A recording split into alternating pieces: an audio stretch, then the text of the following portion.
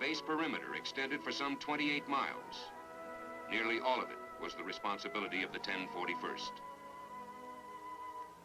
By mid-January 1967, all men and equipment were in place. For the next 6 months, the men of this special security force lived and operated in this isolated piece of Vietnamese real estate. The basic unit for all operations at Phu Cat was the 6-man fire team.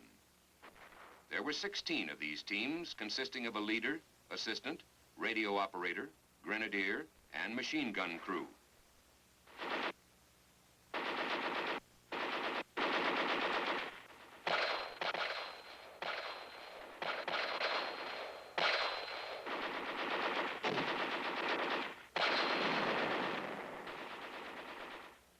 Patrols were carried out 24 hours a day, and the specific type of patrol action was dictated by intelligence data fed to the squadron's intelligence section by sources both on and off base. The patrols ranged from area reconnaissance to point reconnaissance to area surveillance. Ambush patrols were also dispatched when intelligence sources verified that infiltrators were in the area. Red 1, we got 4 Charlies in the field.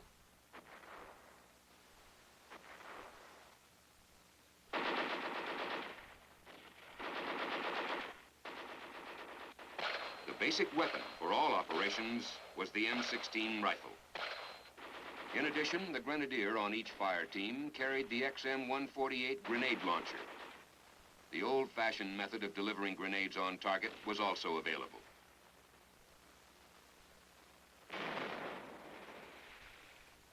The M60 light machine gun carried by each fire team added greatly to the firepower. When the situation required, an M72 light anti-tank weapon was used by the fire team. This lightweight, disposable rocket launcher could be used against structures, bunkers, and personnel.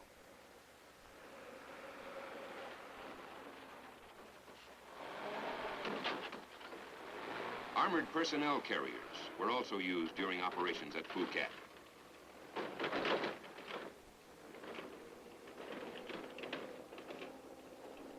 The M113s provided both mobility and protection and were the key to the quick reaction capability of the 1041st.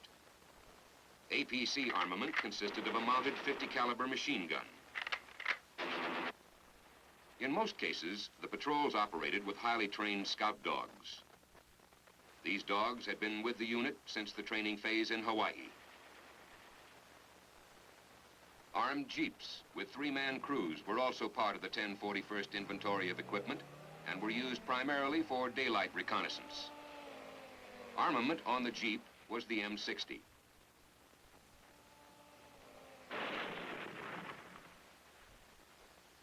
The jeep occupants were protected against landmines by the addition of 720 pounds of armor plate. Mortars were used during the evaluation. The mortar section consisted of 4 81-millimeter tubes used to provide illumination and for harassment and interdiction fire.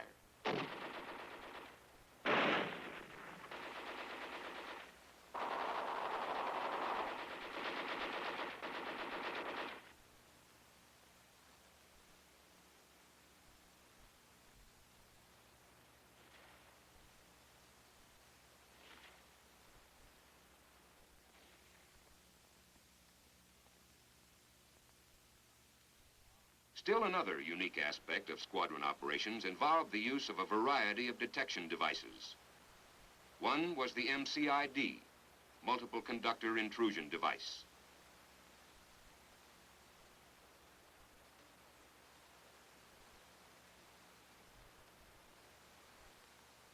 These units were buried at strategic locations around the base perimeter.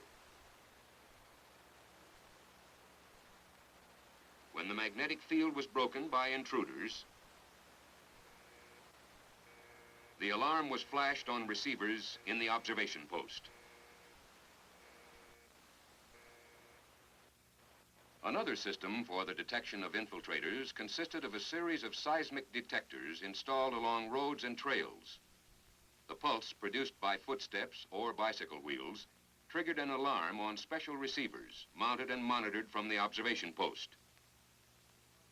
During night operations at Phuket, starlight scopes were mounted on the M16 rifle and the 50 caliber ground mount machine gun. Demolition teams were also part of the 1041st Complement.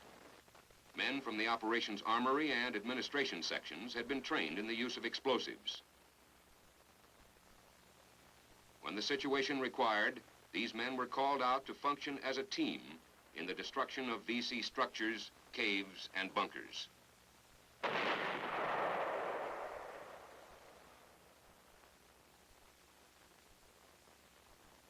Recon patrols discovered approximately 350 VC tunnels or fortifications which were destroyed by demolition.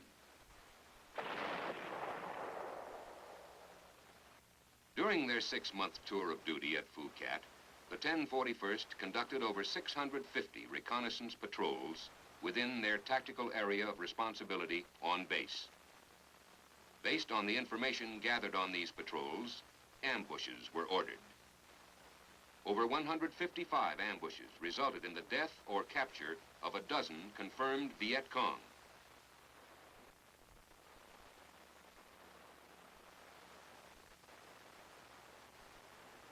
The documents found with these VC led to the identification and eventual capture of several other enemy operatives in the local area. With the tactical security support equipment strategically emplaced, base intrusions that were detected were verified and brought under fire. By this tactic, the intruders were discouraged from entering the base, and the number of alarms received from the various detection units greatly decreased.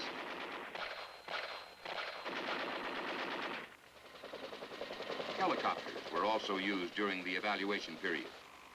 Speed in deployment, the element of surprise, and deployment to inaccessible areas were the keys to its use.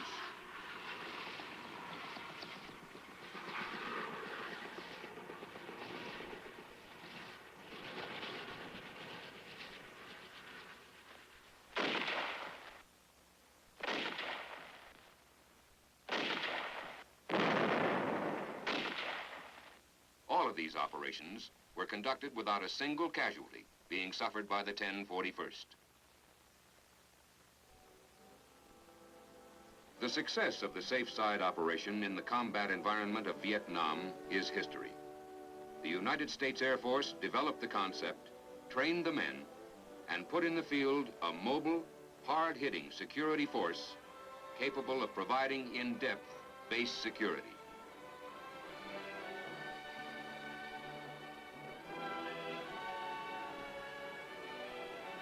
Operating in a ground combat role, the men of the Safeside operation proved conclusively that such a specialized organization has a definite place in the planning and execution of future Air Force missions anywhere in the world.